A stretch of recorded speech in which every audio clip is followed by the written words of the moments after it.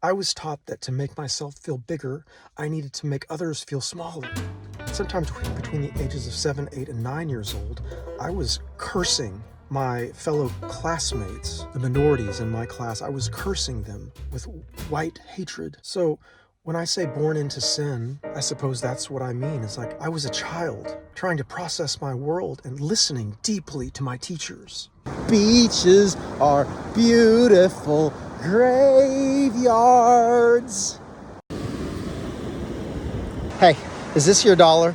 I found this dollar on the beach. I didn't want to take it if it's yours.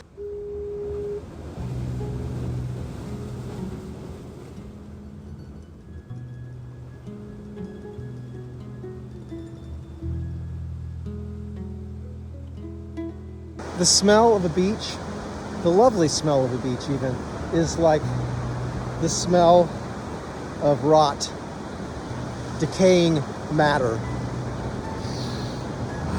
God, it smells so good.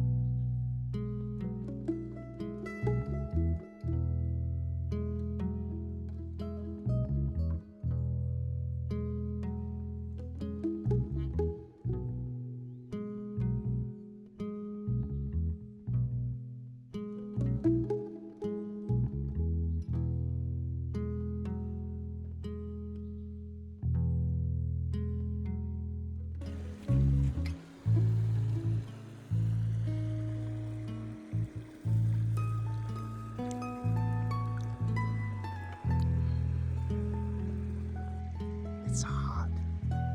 It's a hot spring. After much prayer, meditation, analysis, and study, the most graceful way that I can describe my familial line, particularly my grandfather, my father, and my brother, the most graceful way I can describe us is with the possibility that we were born with a need for some kind of love that does not yet exist or did not exist in our families. And the hurt, the hate, the resentment, the critical nature that you see in me, it's something that possibly has, maybe you're able to see that kind of magnified in me, but it's something that's in our species, it's in our people, it's in our humanity. I think that every form of mental illness is not individuated. Sometimes the mental illness of our people, the illness of our people, the consumer gone wild, the Wedico spirit, in some fashion shows up and is magnified in an individual. And when we judge that individual, we bring more judgment upon our people. I have judged myself harshly for coming from this line. I've judged my father harshly. I judged my brother harshly. My God.